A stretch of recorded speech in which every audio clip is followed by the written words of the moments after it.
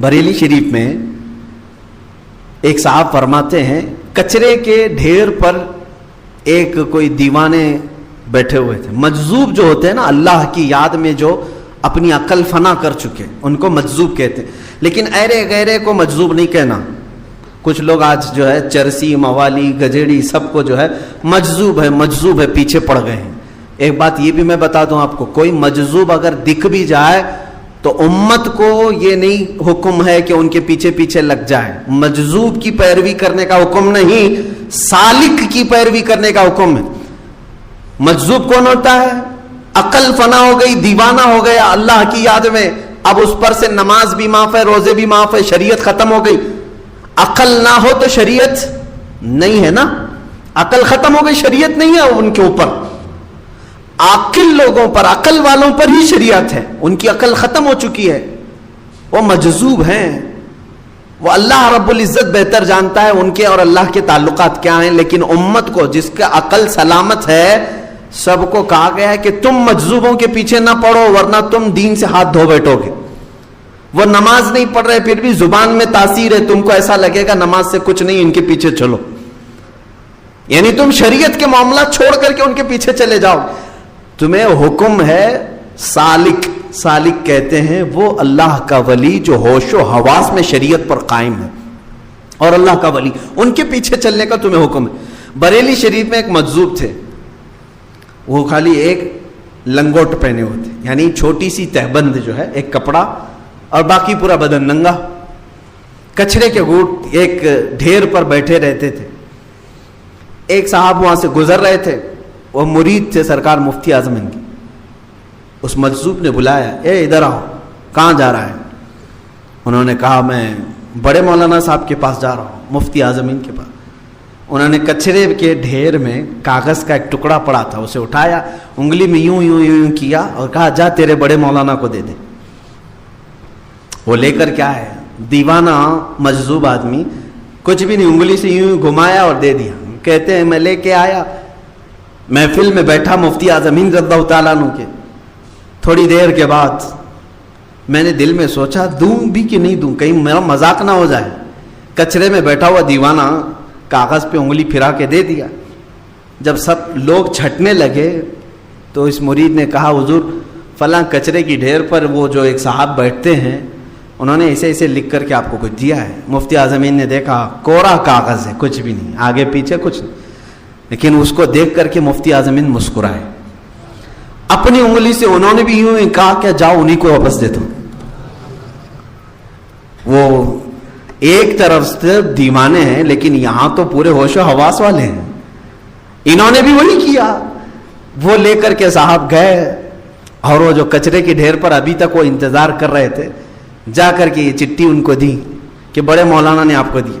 یہ جیسے دیا انہوں نے اپنی لنگی کھولی, لنگوٹ نکال دیا, پورا بدن برہنا اور نکل کر بھاگنے لگے. ہو گیا میرا مسئلہ, ہو گیا میرا مسئلہ, اس طرح کہتے ہوئے بھاگنے لگے. وہ لنگوٹ بھی وہیں پڑی ہوئی تھی.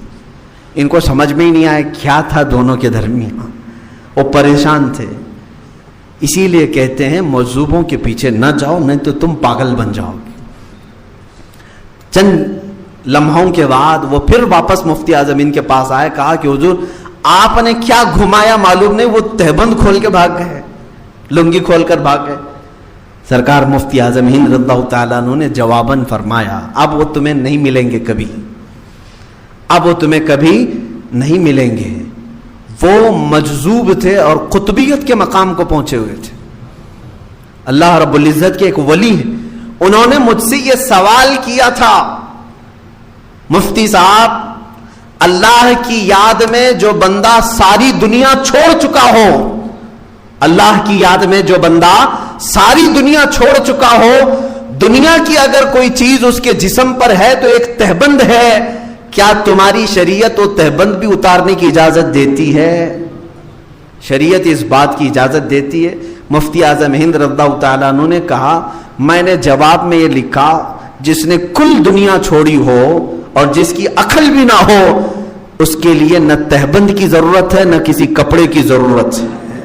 میں نے جواب میں یہ لکھا, انہوں نے تہبند کھولی اور چلے گئے. یہ اہل اللہ کے درمیان کے معاملات ہیں. میرے عزیزو، شریعت کی یہاں پر باریکی سمجھانے کے لیے مجھے پھر اور لمبا وقت چلے گا کہ ایسا کیسا مسئلہ ہے کہ کسی کو ننگا ہونے کا حکم دیا جائے.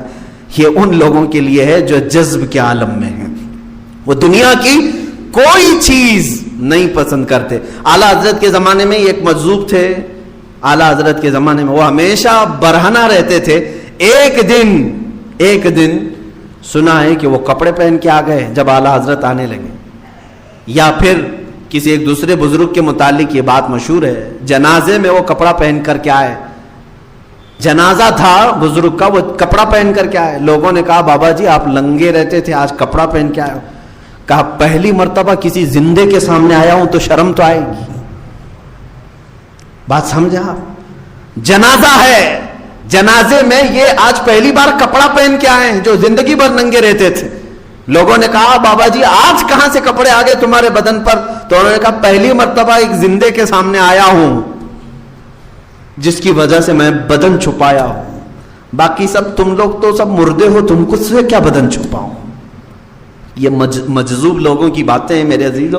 بہرحال سرکار مفتی اعظم ہند کا ایک مقام تھا کہ وقت کے قطب بھی اور مجذوب بھی ان سے فتویٰ پوچھا کرتے تھے، ان سے مسائل شریعت دریافت کرتے. بہرحال سرکار مفتی اعظم ہند کو اللہ نے یہ سارے انعامات دیے تھے، لیکن ان کا ایک شعر جو ہے یہ ہمیں تڑپا دیتا ہے. اگر میں وہ شعر پڑھوں تو سارے لوگوں کا غرور، تکبر، گھمنڈ سب فنا ہو جانا چاہیے. میں کسی کھیت کا مولی نہیں ہوں، میری کوئی حیثیت نہیں جو آج میں کھڑا ہوں. میں شاید مجمع کا سب سے کمتر آدمی ہوں. مفتی اعظم ہند جب یہ بات کہتے ہیں، میرے اعمال سیاہ نے کیا جینا تو بھر، میرے اعمال سیاہ نے کیا جینا تو بھر، زہر کھاتا تیرے ارشاد نے کھانے نہ دیا. ان کے کون سے اعمال سیاہ تھے جو زندگی میں یہ کہہ رہے ہیں 90 سال کی عمر میں کب جوانی آئی کب گئی پتہ ہی نہیں چلا. وہ بزرگ جب بارگاہ رسالت میں آپ صلی اللہ علیہ وسلم میں نعت لکھ رہے ہیں تو یوں کہہ رہے ہیں میرے اعمال سیاہ نے کیا جینا تو بھر، یا رسول اللہ زہر کھاتا تیرے ارشاد نے کھانے نہ دیا. میرے عزیزو، یہاں ہمارے تو گناہوں پر گناہ ہیں، لیکن ہم یہ کہتے ہیں ہم بڑے پاک لوگ ہیں. دوسروں کے گناہ سب کے نظر آتے ہیں، اپنے کسی کو نظر نہیں آتے. دوسرا شعر میرے مفتی اعظم ہند کا یہ ہے، آپ نے یہ نہیں کہا کہ ہزاروں لوگ میرے ہاتھ پر توبہ کر چکے ہیں. ہزاروں نہیں، میں اگر سچ بات بتاؤں، مفتی اعظم ہند کے چہرے کو دیکھ کر لاکھوں لوگ توبہ کرتے تھے، گناہوں سے توبہ کرتے تھے. وہ جب یہ رسول پاک صلی اللہ علیہ وسلم کی بارگاہ میں نعت لکھ رہے ہیں تو یوں کہتے ہیں میرے اعمال کا بدلہ تو جہنم ہی تھا. اللہ اکبر. اس کو کہتے ہیں عاجزی اور انکساری. مفتی اعظم ہند فرما رہے میرے اعمال کا بدلہ تو جہنم ہی تھا، میں تو جاتا میرے سرکار نے جانے نہ دیا. یعنی کل ملا کر کے انہوں نے کیا کہا، ہماری زندگی پر اگر کوئی چیز قیامت کے دن شفاعت کا سبب بن سکتی ہے تو میرے مصطفیٰ کی ذات ہے. کبھی یہ نہ سمجھنا کہ میں بہت بڑا متقی ہوں، میں بہت بڑا پرہیزگار ہوں، بہت بڑا عالم ہوں، میرے ساتھ ہزاروں لوگ توبہ کر چکے. یہ غرور اور گھمنڈ کبھی کسی کو نہ آئے. مفتی اعظم ہند رضی اللہ تعالیٰ عنہ جو عاجزی اور انکساری کرتے تھے وہ بہت کم لوگوں میں دیکھنے کو ملی ہے.